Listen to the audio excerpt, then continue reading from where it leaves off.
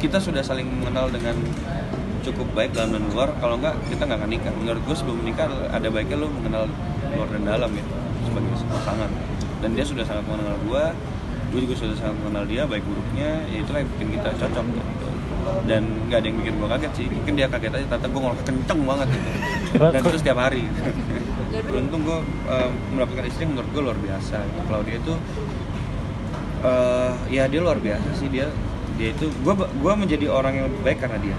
Dan kan pasangan yang baik adalah pasangan yang bisa membuat diri kita jadi orang yang lebih baik.